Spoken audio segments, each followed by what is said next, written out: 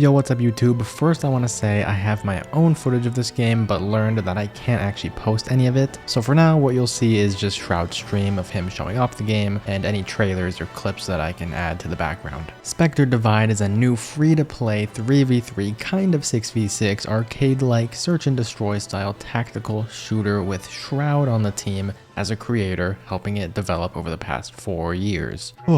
I know that statement is a lot to take in, but let me explain it briefly. The game is being developed by Mountaintop Studios, a very small indie team of devs that love games like Counterstrike, but the game is most similar to games like Valorant or even Fragpunk. Fragpunk is more arcadey because of sprinting, no pistol rounds, and certain RNG card mechanics, while this is more competitive and slow, with only a silent walk option like CS or Valorant and no sprint. However, this game is an aim down sights game and not one where you become nearly unable to move while being hit by bullets or have to stop moving to get perfect accuracy. No matter what, your bullets will go to the point that you're aiming at, even if you're on the move, but not while jumping or using a sniper, of course. There are learnable recoil patterns, lineups, a buy screen, and economy system with pistol rounds, short rounds with 8 wins needed to win the match. There's bomb sites, attack and defend, and each one of these similar aspects to other games has a touch of uniqueness behind it here. Most importantly, the game's core feature is called duality. Duality as a mechanic is unlike anything I've seen before, and is so much fun to play with every round.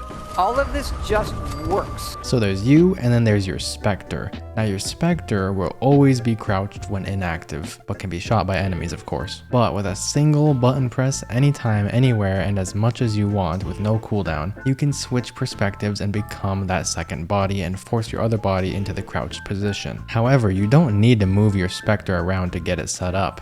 You have a puck that you can throw which slowly brings your other body to you. If thrown on a fast recall zone highlighted green, it arrives much quicker. And once you throw your puck and your Spectre is on the way, it shows this little line of lightning showing exactly where your puck is arriving to for the enemies. Luckily, you have an infinite amount of pucks, so repositioning isn't a problem, and as the round progresses, you'll want to be moving your Spectre into advantageous positions, whether that's in impossible to access places up high, behind where you're pushing or defending to act as a backup second life, or maybe you want your Spectre to stay on B site while you watch A site, and at any moment you can swap to it and or throw your puck to reunite. Overall, this main core mechanic just feels so good to play with and so responsive. And as a main hook for a game, this one's got me. Now let's see how some of these normal tactical shooter mechanics have been improved upon in Spectre Divide. First off, during the buy phase, you can take your sweet time, request or sell weapons, and the coolest part is you can open up the map and teleport you or your Spectre to wherever you want on your side of the map. No moving needed. Buying weapons buys them in pairs, one for you and one different weapon for your Spectre. Though of course you can pick up enemy weapons as the match goes on. You cannot, however, buy weapons and drop them for your Spectre,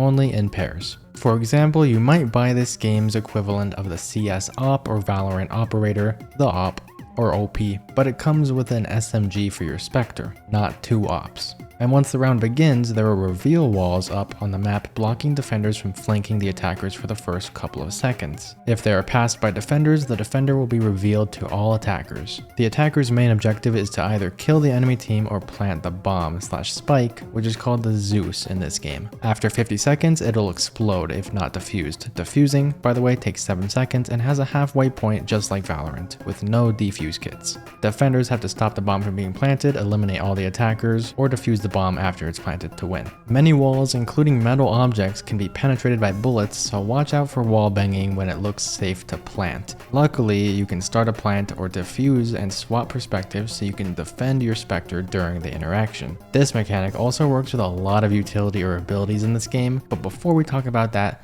let's talk about today's sponsors. I'm kidding, don't skip. Sponsors are actually the name of the ability classes in this game. You really think I have sponsors? I can't get sponsored. Anyways, there aren't unique characters since you actually get to fully customize you and your Spectre to look however you want. So instead, you pick one of the current 8 kits of abilities to use throughout the match. And once picked, you and your Spectre both have the same sponsor for the whole match. And you can see the enemy sponsors at the top of the screen here. Each sponsor has 3 abilities to use that you do have to buy back during the rounds. This game specifically has no ultimate abilities either. and takes a safe approach that doesn't want utility to get too out of hand and cause most of the damage through the match. So most are actual utility and no rocket launchers or invisible mines that one-shot you. We got smokes, we got flashes, decoys, barriers, ways to teleport or get a movement boost, heals, and one frag grenade ability. Let's actually quickly splice up this footage of Shroud and show off all 8 sponsors with all of their abilities, totaling in at 24 abilities in the current game.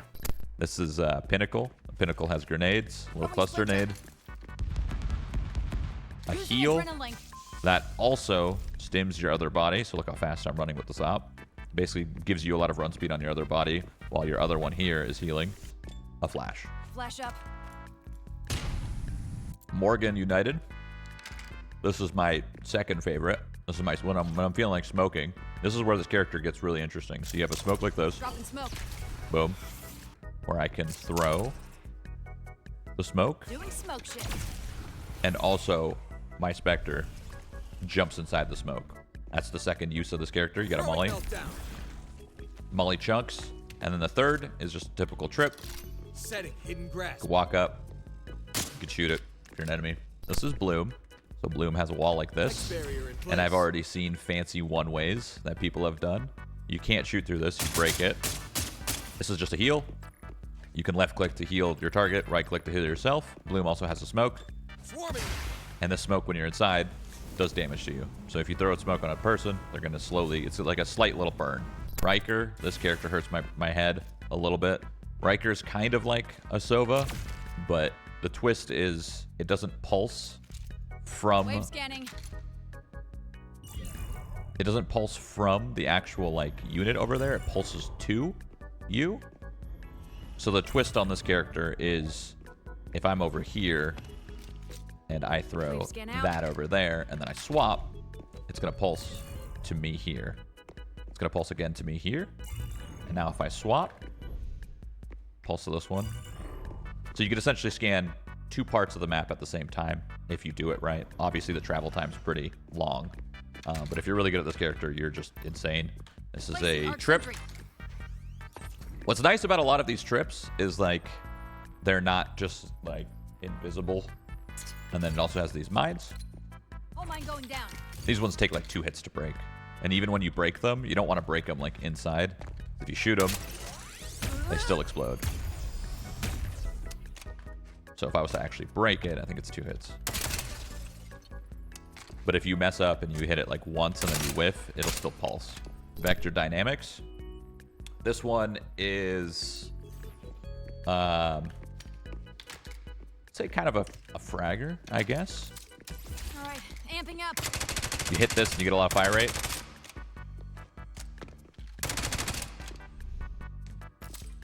Dual lamp active. You can also do that. Nice quick. Bring yourself up. Got a wall. Slow vector wall. Teleport is you can use it even after you die. So if you set it and then run in and die, you can hit the Q again and then bring your second body over. Really? When you could use it from death?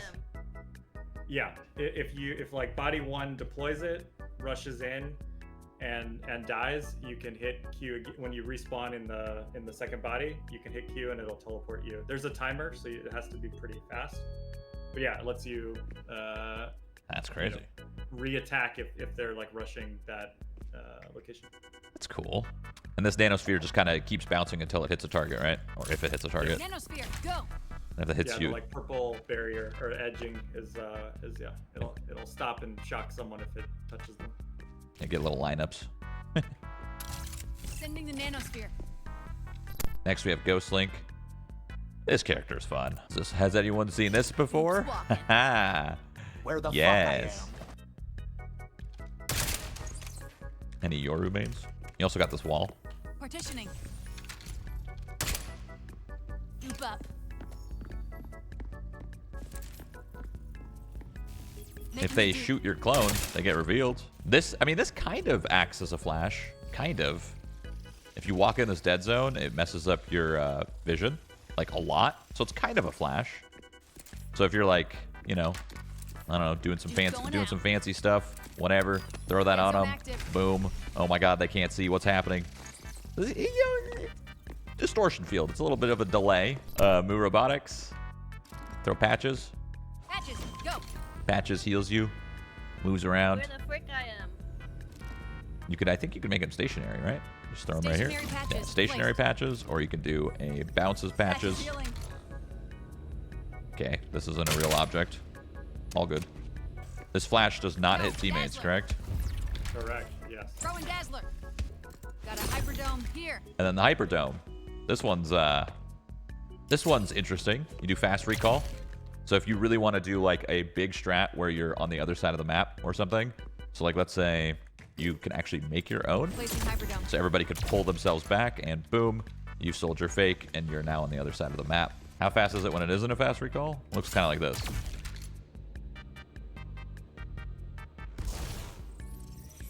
Versus Where the frick I am? it's pretty fast. It's not as noticeable. I mean, it is noticeable here too, but when you're playing a full map, when you're actually doing the whole map's length, like this isn't even that far. From here to here isn't even that far, but when you're playing a whole map and you're going the whole map's length, it's definitely noticeable. And then last character is Umbra, the hardest character to play.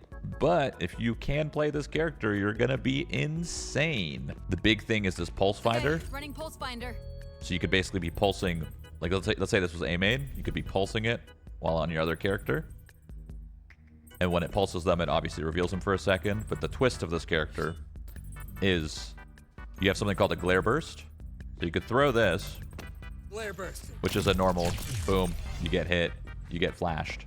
But this is the twist of the character. This is where it gets kind of confusing. If this pulse hits somebody, I could spawn a glare burst directly on top of them. So I could boom, snap my fingers, and it's an AoE instantly on top of them. So it looks like a normal flash like this. Not really good, honestly. You can't. It's hard to kind of flash when you do that. But if you pulse somebody, For pulses. you could drop a glare burst instantly on them, and it's a circle, and it just flashes them really, really quick. Where the frick And you could do I the am? same thing with this. Recon wing away. This character is really difficult because you have to actually play both you and your Spectre really well. You have to have good positioning on your pulse. You have to know if you want to do a target pulse, Where the frick I which am? I'll show you when we get into a server with Lee, what it looks like. So you could throw this literally, you could hit the alternative mode, which would be like right click, I believe, and it would drop it right on top of the target rather than throwing it like Recon so. wing launch. Where the frick I am? You can show it off on the bot. If you run over the bot, the scanning marker should work on the bot. Nice. Smart. Scan. Pulse finder up. So you got a little marker. Aim at the marker, Sending the glare. and I AoE'd him. Let me get a little closer so you know what it looks like. Scan. Checking for pulses. So when you aim at him, you see at the bottom, it highlights differently. Where the frick I am? So if I hit C, Glare burst out. and that's when this character is really insane. This character is at its best Where the frick when you I can do am? stuff like that. When you can literally drop an AoE Sending glare instantly and be able to flash a Where the rush. frick I am? Alright, with all that out of the way, I think you got a pretty good idea of how this game works at a basic level and just how unique it is with its duality mechanic. Other small bullet points to note: the game sensitivity slider matches 1-to-1 with Valorant, so whatever your sense is in that game can work in this. There's already separate ranks for if you're duo/solo versus a full 3-stack. The game's optimization is already top notch with it running at 200 to 400 FPS on all epic settings like Valorant or Overwatch if you have a semi-decent PC, but they're always trying to make it run on all systems. Of course, there's already crosshair customization whether you're aiming down sights or not. If you want to put your view model, your gun on the left side of your screen, that is a feature coming in the future. They got no loot boxes, only purchasable cosmetics for your characters and weapons, with fully new melee weapons coming in the future. 3 maps currently in the closed beta, but 4 will be at launch. The game's got interesting accessibility settings already, such as settings to make your bullet tracers on your screen flash less often and only show up every 2, 3, 4 every bullet, or completely off altogether. We got lasers coming out of your teammates' heads to see the angles they're watching if you want. Throw lines for utility, and ooh, look at that. I can see my footstep sound radius on the map. Fragpunk, please add this. Valorant, thank you for the innovation. They will be getting controllers to work eventually after full launch. and they're being very careful with aim assist, but a small amount will be in the game. So overall, it's shaping up to be a very fun and very competitive game with a high skill ceiling. Spectre Divide is entering closed beta on August 13th, and all you gotta do to get in is hit the request access button on Steam and pray. Codes to requesters will go out at the start of the beta and not before. Twitch drops will also be a nice way to get in, starting August 13th with a limited number every day, and you can score some skins through the drops as well. I'm hyped. I'll be covering this game here on GGLounge, so drop a sub and a like on the video, and I'll see you all with some Spectre Divide content during the closed beta.